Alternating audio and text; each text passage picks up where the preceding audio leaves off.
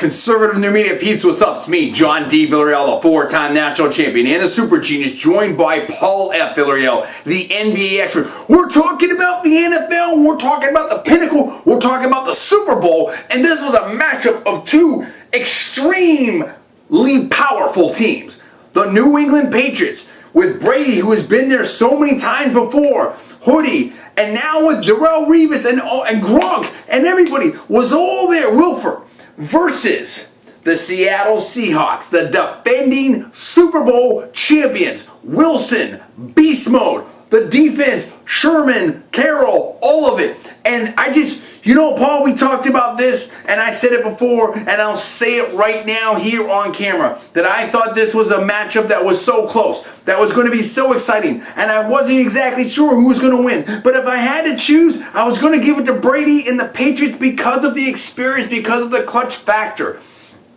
And that's what it came down to. I mean, the Patriots win, and this is a facial to all of the haters, dude. I mean, what does this now do to the whole Deflategate situation and all that? Does it just erase it? Does it is this just justice and karma for Brady in that whole situation? Or does it reinvigorate it? I mean, there's going to be people talking about all kinds of things. But how can you not to me, all of it just gets pushed aside. Because it just comes down to that last 3-4 minutes there. That last drive by Seattle. And that incredibly crazy catch by Curse. I mean, the thing was knocked away. He's on his back. It's juggling. And then he catches it. And it's like, oh my gosh. I mean, they need 4 points. And here it is right there. And then beast mode. And beast mode's running it down. And at 1 yard line. And then that insane call. What is Pete Carroll thinking? I know you have to score.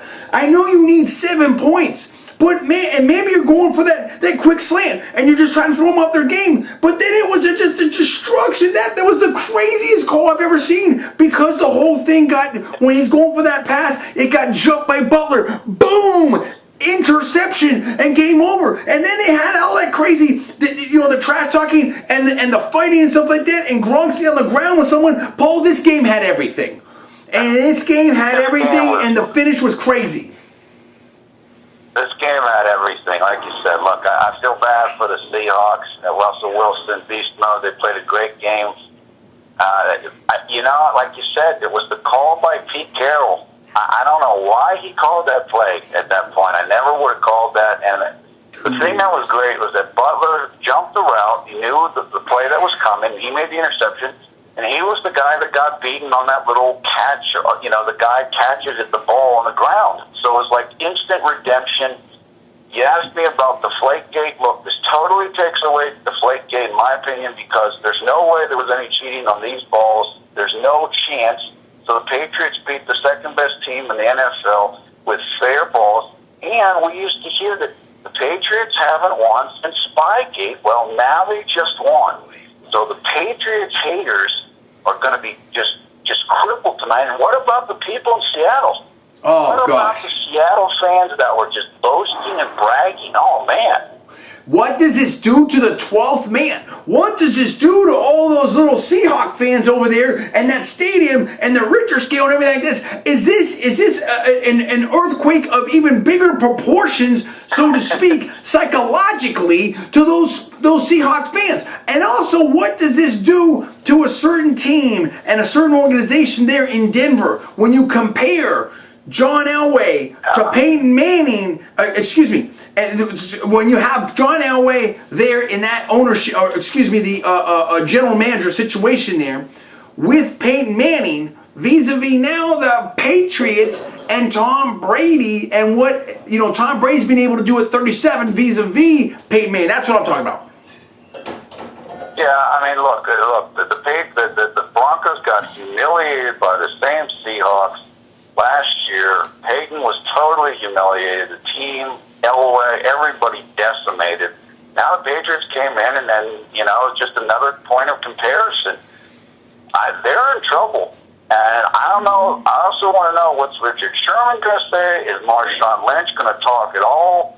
I mean, this is a whole new thing. And what about Tom Brady?